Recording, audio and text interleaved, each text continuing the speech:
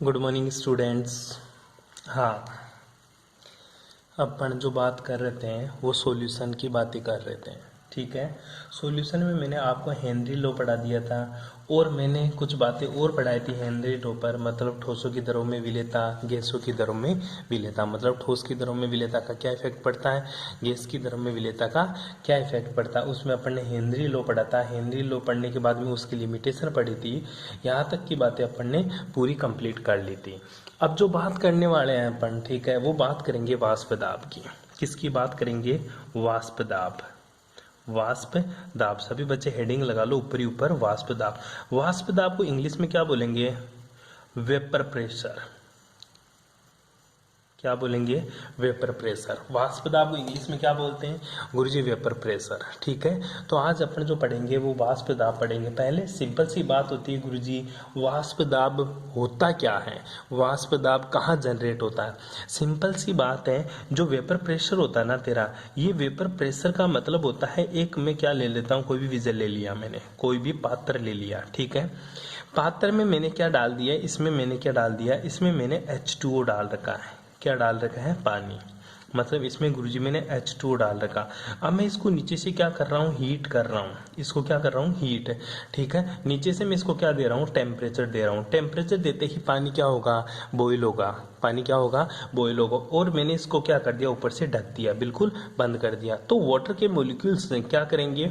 इसकी सरफेस के ऊपर जाकर वाटर के मोलिक्यूल्स कौन सी अवस्था में जाएंगे?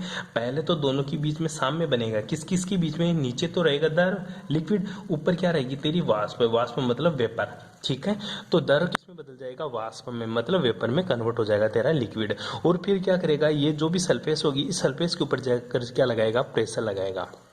सरफेस के ऊपर जाकर क्या लगाएगा? प्रेशर। इसी प्रेशर को अपन क्या बोलते हैं? Vapour pressure. क्या बोलते हैं? Vapour pressure. ठीक है, वेपर प्रेशर डिपेंड किसके ऊपर करता है गुरुजी? ये डिपेंड करता है आपने जो व्हीकल ले, जो ये अपने जो ले रखा है बीकर है, इस बीकर में क्या डाल रखा है, ठीक है, उसके ऊपर डिपेंड करता है, मतलब द्रव के ऊपर डिपेंड करता है। तो सिंपल सी डेफिनेशन होती है, लिक्विड के द्वारा किसी भी पात्र की या किसी भी बीकर की सरफेस के ऊपर लगाया गया प्रेशर क्या कहलाता है? वेपर प्रेशर लगाता है। लिक्विड की वेपर के द्वारा, ठीक है, लिक्विड की वेपर के द्वारा, द्रव की वाष्प के द्वारा द्रव की सतह पर, द्रव की सतह पर लगाया गया दाब क्या कहलाता है? वाष्प दाब कहलाता है। या तो इसकी सरफेस के ऊपर दाब लगेगा, क्यों? क्योंकि जितना प्रेशर ऊपर सरफेस पे लगेगा, बीकर की सरफेस पे, उतना ही प्रेशर कहाँ लगेगा? इस लिक्विड की सरफेस पे भी तो लगेगा। आई बात समझ में? कहने का मतलब, एक हाथ से तू दीवार के ऊपर प्रेशर लगा, तो दीवार के ऊपर तू जितना प्रेशर लगाएगा उतना ही प्रेशर तो तेरे खुद के हाथ पर भी लगेगा। तो दोनों बात सेम है कि द्रव के द्वारा सरफेस पे, किसकी? बीकर की सरफेस के ऊपर लगाया गया प्रेशर क्या कहलाता है? वाष्प दाब कहलाता है। या द्रव की वाष्प द्वारा द्रव की सतह पर लगाया गया दाब क्या कहलाता है? वाष्प दाब। तो सिंपल सी तू इसकी डेफिनेशन क्या लिखेगा? द्रव की सतह पर, ठीक है, द्रव की सतह पर, ठीक है, द्रव की सतह पर, द्रव की सतह पर द्रव की वाष्प द्वारा लगाया गया दाब, द्रव की वाष्प द्वारा लगाया गया दाब क्या कहलाएगा? लगाया गया दाब। लगाया गया दाब क्या कहलाता है? वाष्प दाब कहलाता है। यहां तक किसी को कोई प्रॉब्लम? ठीक है, अब अपन जो वाष्प दाब है ना, वो दो चीज के लिए निकालेंगे। क्यों? क्योंकि ये क्या है? H2O। मैंने क्या लिया? केवल ये H2O, जो क्या है? मेरा सोल्यूट, क्या? सोलवेंट। ठीक है, सोलवेंट। ठीक है, ये मैंने क्या ले लिया? सोलवेंट। मान ले मेरे पास तो सॉल्यूशन के लिए बात करूंगा, क्योंकि अपन जो पढ़ क्या रहे हैं, अपन सॉल्यूशन पढ़ रहे हैं, तो सॉल्यूशन की बात करेंगे तो सॉल्यूशन में भी दो तरह के सॉल्यूशन होगा तेरा। ठीक है, दो तरह का सॉल्यूशन, क्योंकि वाष्प दाब की बात किसके लिए करेंगे? सॉल्यूशन के लिए। और सॉल्यूशन भी दो तरह के होगा, एक तो तेरा वाष्पशील विलययुक्त विलयन, एक तेरा पहला तो क्या होगा? वाष्पशील, वाष्पशील विलययुक्त विलयन, वाष्पशील विलययुक्त विलयन। ठीक है, वाष्पशील विलययुक्त विलयन। दूसरा क्या होगा तेरा? अवाष्पशील। दूसरा क्या रहेगा तेरा? अवाष्पशील विलययुक्त विलयन। विलययुक्त विलयन। पहला तो वाष्पशील विलययुक्त विलयन, दूसरा अवाष्पशील विलययुक्त विलयन। मतलब ये वेपराइज होता है, ये तेरा वेपराइज नहीं होता। मतलब जो सोल्यूट होगा वो वेपराइज होगा, ठीक है। ऐसा सॉल्यूशन जिसमें मेरा सोल्यूट क्या है, वेपराइज होता हो, और ऐसा सॉल्यूशन जिसमें मेरा सोल्यूट क्या होता है, वेपराइज ना हो, ठीक है। जिसमें वेपराइज ना हो मतलब वेपर प्रेशर ना जनरेट करे वो, ठीक है। कहना क्या चाहता है, इसमें सोल्यूट भी वेपर में बदलता है लेकिन इसमें सोल्यूट वेपर में नहीं बदलता। फॉर एग्जाम्पल मैं बात करूँ NaCl, अगर मेरा सोल्यूट NaCl है और मैं इसको पानी में ऐड कर दूं तो ये मेरा कैसा होगा, अवाष्पशील विलययुक्त विलयन। दूसरा मैं वाष्पशील की बात करूं तो इसमें मैं बात करता हूं अपना जैसे अल्कोहल C2H5OH, ठीक है। इसको मैं किसमें मिला दूं, H2O में, तो ये क्या हो जाएगा, वाष्पशील विलययुक्त विलयन। इस तरह से तेरे सॉल्यूशन दो तरह के होगा। तो द्रव की सतह पर दाब भी दोनों का अलग अलग होगा। क्यों, क्योंकि इसमें विलय भी क्या है, वाष्पशील, तो विलय खुद भी क्या लगाएगा, वेपर प्रेशर लगाएगा, लेकिन इसमें विलय क्या होता है, अवाष्पशील, तो ये वेपर प्रेशर नहीं लगाएगा, इसकी वेपर प्रेशर कम होगा। फॉर एग्जांपल मैं बात करूं समझाने की, तो देख इधर देख, ये मेरा क्या है, एक बीकर है, दूसरा बीकर मैंने यहाँ ले लिया, ठीक है, दो बीकर ले लिया। पहला जो बीकर है ना उसमें वाष्पशील विलय है मेरा, क्या है, वाष्पशील विलय, ठीक है। और जो दूसरा बीकर है इसमें मेरा क्या है, अवाष्पशील विलय है, क्या है, अवाष्पशील विलय, ठीक है। ये है मेरा वाष्पशील मतलब वेपराइज्ड सोल्यूट, ये नॉन वेपराइज्ड सोल्यूट है, ठीक है। वाष्पशील विलय, ठीक है, ये रहा, इसमें मैंने सॉल्यूशन डाल रखा है, ठीक है, और इसको मैंने क्लोज कर दिया, इसको भी मैंने क्लोज कर दिया। इसमें क्या है, नमक के दाने, इसमें क्या है, नमक, ठीक है, मैंने NaCl मिला दिया, ठीक है। इसमें मैंने कोई अल्कोहल ले लिया C2H5OH टाइप का। अब जब तू इसको गर्म करेगा, इसको क्या करेगा, तू टेम्परेचर देगा, तो क्या होगा, देख, अल्कोहल भी विलय हो वाष्पशील है और तेरा पानी भी क्या है, वाष्पशील, तो दोनों मिलकर पात्र की सतह पर दीवार के ऊपर क्या लगाएगा, प्रेशर लगाएगा, दोनों मिलकर ही क्या लगाएंगे, प्रेशर। तो उससे क्या होगा, तेरा वेपर प्रेशर ज्यादा रहेगा। लेकिन यहाँ पे देख अवाष्पशील विलय है तो पात्र की सरफेस के ऊपर एरिया घट जाएगा, क्यों, बीच में नमक आ जाएगा। जैसे ये वाटर है, वाटर और ये साल्ट है, तो ये बीच बीच में क्या फंस गए मेरे, साल्ट, और साल्ट तो गुरुजी कोई प्रेशर नहीं लगाएगा, क्योंकि प्रेशर तो कौन लगाएगी, वेपर, और वेपर कौन बदला, केवल H2O वेपर बनता है। यहाँ पे NaCl की वेपर नहीं बनती, H2O की वेपर बनती है, लेकिन यहाँ पे C2H5 की वेपर बनती है, और क्या, H2O की भी क्या बनती है, वेपर। तो यहाँ पे दोनों मिलकर क्या लगाएंगे, वेपर प्रेशर लगाएंगे, लेकिन यहाँ पे टेम्परेचर बढ़ाने पर केवल एक ही वेपर प्रेशर लगाएगा, ठीक है, कौन, वो भी जल, जल के अलावा NaCl यहाँ पे वेपर प्रेशर नहीं लगाए। इसलिए सॉल्यूशन के अकॉर्डिंग तेरा वेपर प्रेशर भी दो टाइप का हो जाता है, वेपर प्रेशर भी दो टाइप का हो जाता है। इसको समझाने के लिए कि कितना वेपर प्रेशर लगाएगा, किसमें ज्यादा होगा और मैंने क्या मिलाया है, इस बात की जानकारी, मेरा वेपर प्रेशर कितना होगा, ठीक है, ये किसके ऊपर डिपेंड करता है, ये बात बताता है तेरा राउल्ट का नियम। कौन बताएगा, राउल्ट का लॉ, कि कितना वेपर प्रेशर जनरेट होगा, ये कौन बताएगा, तेरा राउल्ट्स लॉ। कौन बताएगा, तेरा राउल्ट्स लॉ। तो सिंपल से अपन बात करेंगे किसकी, राउल्ट्स लॉ की बात करेंगे, ठीक है। तो राउल्ट्स लॉ हेडिंग लगा लो सभी, राउल्ट्स लॉ, ठीक है, राउल्ट का नियम, ठीक है। अब देखो राउल्ट का नियम क्या बोलता है।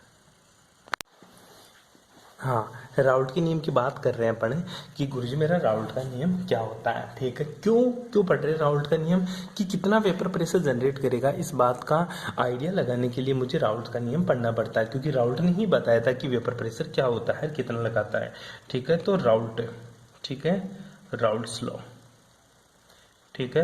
राउल्ट्स लॉ क्या बोलता है, सिंपल सी डेफिनेशन बोलता है, कौन, तेरा राउल्ट, ठीक है। राउल्ट क्या बोलता है कि एक निश्चित ताप पर विलयन में उपस्थित किसी अवयव का आंशिक दाब उसकी मूल भिन्न के समानुपाती होता है। सिंपल सी डेफिनेशन है कि एक निश्चित ताप पर, किस पर, एक निश्चित ताप पर, एक निश्चित ताप पर विलयन में उपस्थित, विलयन में उपस्थित, एक निश्चित ताप पर विलयन में उपस्थित किसी, विलयन में उपस्थित किसी अवयव, किसी अवयव का आंशिक दाब, किसी अवयव का आंशिक दाब किसके ऊपर डिपेंड करता है, आंशिक दाब किसके ऊपर डिपेंड करता है, उसकी मोल भिन्न के समानुपाती होता है, उसकी मोल भिन्न के समानुपाती होता है। सिंपल सी डेफिनेशन बोला उसने, मोल भिन्न के समानुपाती होता है, सिंपल सी बात है। For a solution of a volatile liquid, ठीक है, the partial pressure the partial vapour pressure of each component, ठीक है, the partial vapour pressure of each component of solution is directly proportional to mole fraction present in solution. दोबारा समझ ले कि एक particular temperature पर विलियन में उपस्थित किसी अवयव का आंशिक दाब है, मान ले ये तेरा सॉल्यूशन है, सॉल्यूशन में प्रत्येक अवयव का मतलब हर एक कण के द्वारा लगाया गया जो दाब है ना, जो आंशिक दाब है, जो पार्शियल वेपर प्रेशर है, जो पार्शियली वेपर प्रेशर है, वो किसके प्रोपोर्शनल टू होगा, मोल फ्रैक्शन के प्रोपोर्शनल टू होता है। मतलब मोल फ्रैक्शन क्या होती है, मोल फ्रैक्शन तो अपन ने दो पढ़ा था, एक तो तेरा सोल्यूट के लिए मोल फ्रैक्शन पढ़ा था, एक तूने सॉल्वेंट के लिए मोल फ्रैक्शन पढ़ा था। दो मोल फ्रैक्शन की बात करी थी, एक तो सोल्यूट के लिए, एक सॉल्वेंट के लिए, एक तो विलय के लिए, एक विलायक के लिए, ठीक है, उसके डायरेक्टली प्रोपोर्शनल टू होता है। यहां तक किसी को कोई प्रॉब्लम? फॉर एग्जांपल इसको अपन लिख सकते हैं P dash is directly proportional to X। P dash क्या है तेरा, पार्शियल प्रेशर। P डैश क्या है तेरा, पार्शियली प्रेशर है, ठीक है, या तो इसको P1 लिख दे, ठीक है, P1 is directly proportional to X1, ठीक है, P1 क्योंकि कंपोनेंट दो होता है, एक तो तेरा सोल्यूट है, दूसरा क्या होता है तेरा सॉल्वेंट है। तो सोल्यूट के लिए बात करें तो सोल्यूट का जो पार्शियल प्रेशर P1 होगा डायरेक्टली प्रोपोर्शनल टू X1।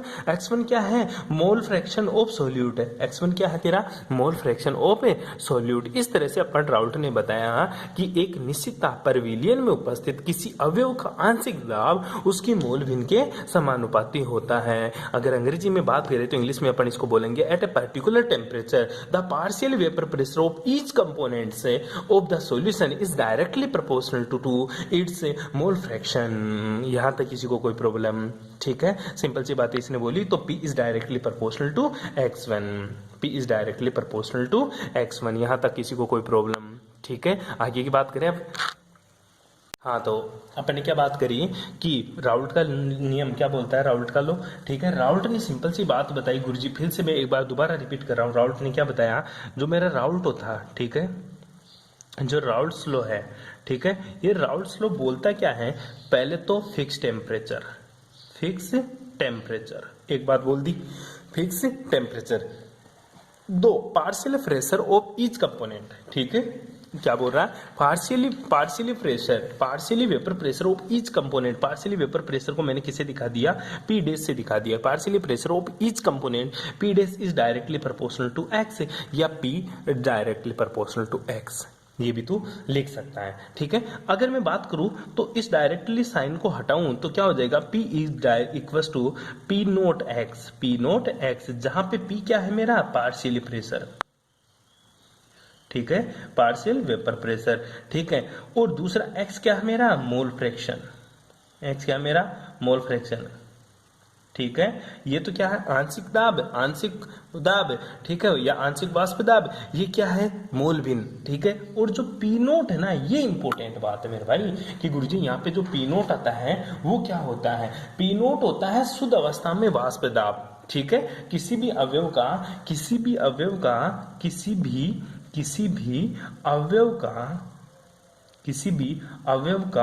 शुद्ध अवस्था में वाष्प दाब, शुद्ध अवस्था में वाष्प दाब, ठीक है, किसी भी अवयव का शुद्ध अवस्था में वाष्प दाब, ये क्या होता है तेरा, P नोट, ठीक है। तो क्या होता है, the vapour pressure of pure components, कहाँ पे, pure components at the same temperature, ठीक है, the vapour pressure of A component, pure components, तो डायरेक्टली लिख देना vapour pressure of pure components, ठीक है, P नोट होता है मेरा। यहाँ तक किसी को कोई दिक्कत है, ठीक है। अब अपन ने सॉल्यूशन दो तरह के पढ़ा, कौन कौन सा सॉल्यूशन पढ़ा गुरुजी, मैंने पहले जो सॉल्यूशन की बात करी थी ना वो था वाष्पशील मतलब वोलेटाइल, और दूसरा था मेरा अवाष्पशील जिसको क्या बोलता हूं मैं, नॉन वोलेटाइल सोल्यूट, ठीक है। एक तो वोलेटाइल सोल्यूट है और दूसरा क्या था तेरा, नॉन वोलेटाइल सोल्यूट, मतलब वाष्पशील वेपराइज्ड सोल्यूट है, और दूसरा नॉन वेपराइज्ड सोल्यूट जिसको अपन क्या बोलेंगे, वोलेटाइल और नॉन वोलेटाइल सोल्यूट। तो पहली जो मैं बात करता हूँ वो बात करता हूँ किसकी, वोलेटाइल सोल्यूट के लिए, किसकी बात करता हूं मैं, वोलेटाइल सोल्यूट, ठीक है।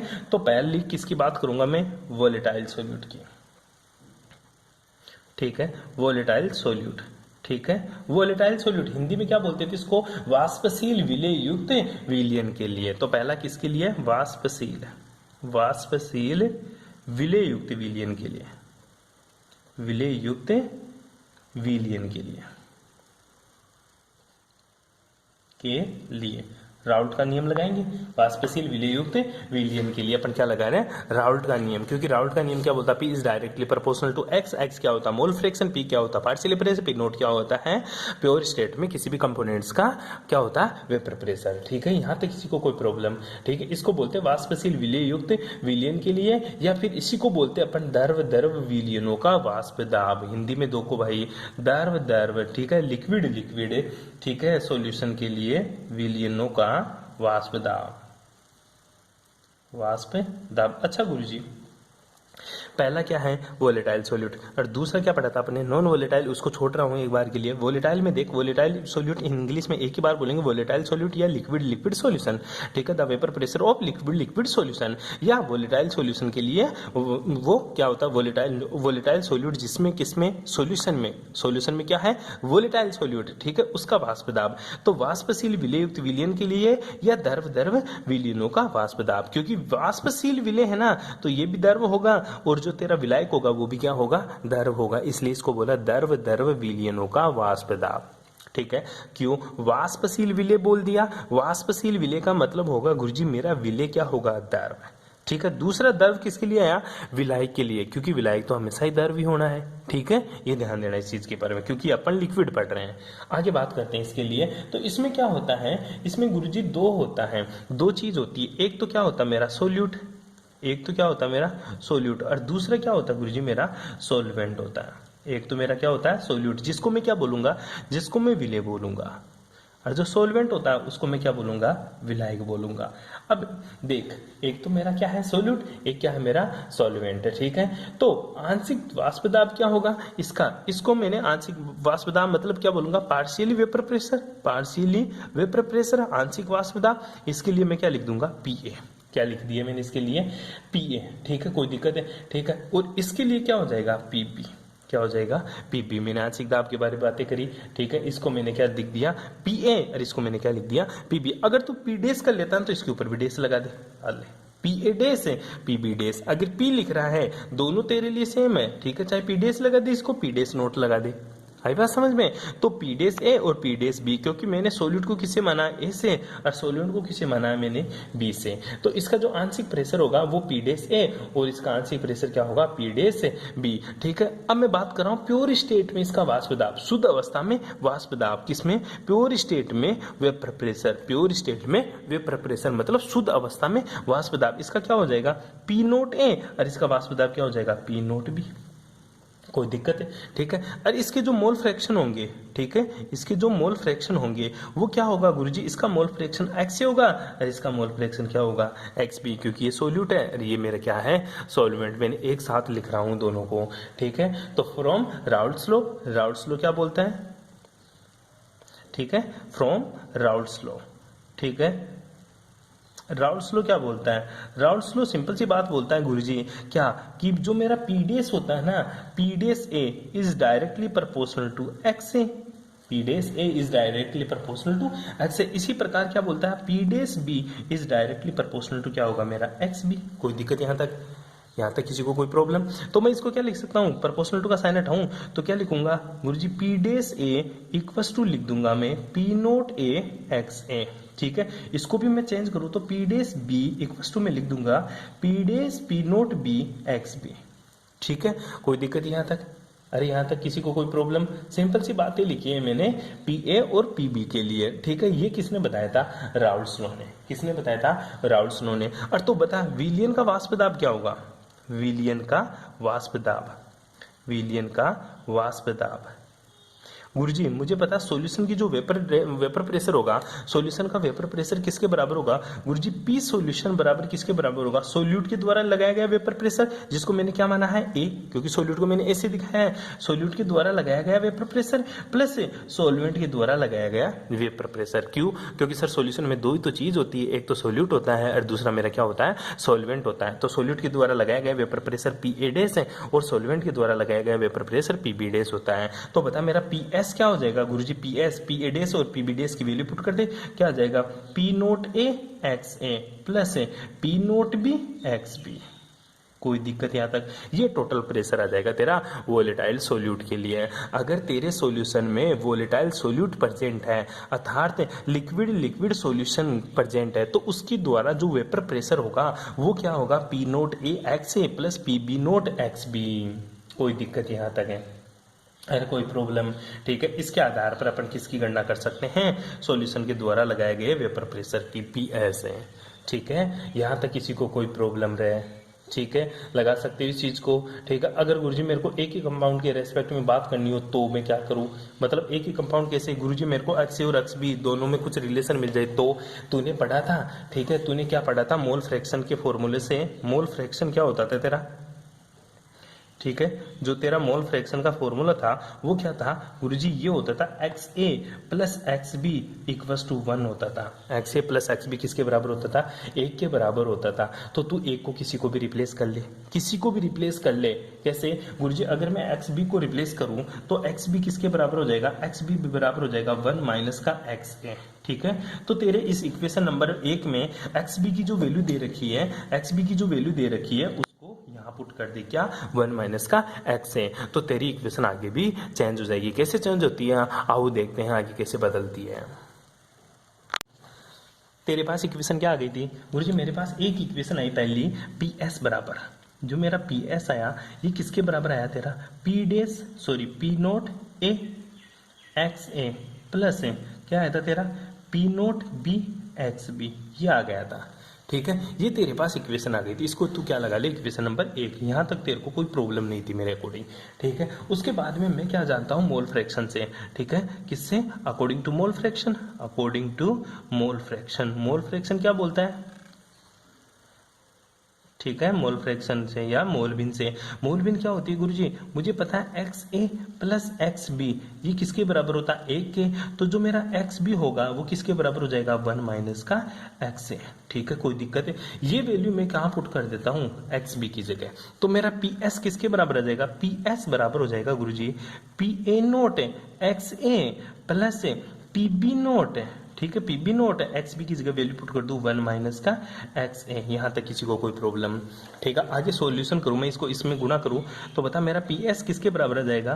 पी एस आ जाएगा P note X A plus P B naught. ठीक है, एक से गुना किया फिर अंदर जाएगा तो क्या बचेगा? P B naught X B X A, P B naught X A. अब देख दो चीज देख, यहाँ पे गुरुजी एक्स ए है। ठीक है, और यहाँ पे भी क्या है? एक्स ए। तो मैं एक्स ए कॉमन ले लूँ इन दोनों में से तो क्या बन जाएगा? जो मेरा पी एस आ जाएगा और इस पी बी नोट है ना, ये जो तेरा पी बी नोट है इसको मैं एज इट इज रख लूँ तो पी एस इक्वल टू क्या हो जाएगा? P B naught. P S equal to P B naught. P B naught किसका था? प्लस का। अब मैंने प्लस वाला एक कॉमन ले लिया, क्या? एक्स ए कॉमन ले लिया तो क्या बच गया?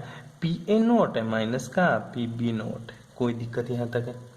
अरे यहाँ तक कोई दिक्कत है? इस तरह से तो किसी भी चीज को फाइंड आउट कर सकता है। जैसे तेरे को चाहिए एक्स ए तो एक्स ए किसके बराबर हो जाएगा गुरुजी? पी एस माइनस का P B naught divided by P A naught minus का पी बी नोट। सिंपल, ये तेरा एक्स ए निकल जाएगा यहाँ से। कर लेगा? ये क्या था तेरा? वाष्पशील विलययुक्त विलयन के लिए वाष्प दाब। ठीक है, कोई दिक्कत इस चीज में? ठीक है, ऐसे सिंपल से अपन एक इसके लिए क्वेश्चन करते हैं। वो क्वेश्चन आप लोगों को मैं बताता हूँ। क्वेश्चन लिखना सभी, मैं क्वेश्चन भेज दूंगा आपको, अलग से उसका आंसर निकलना है। ठीक है, यहाँ तक आपको करना, बाकी की बातें करेंगे कल। Thanks for cooperation.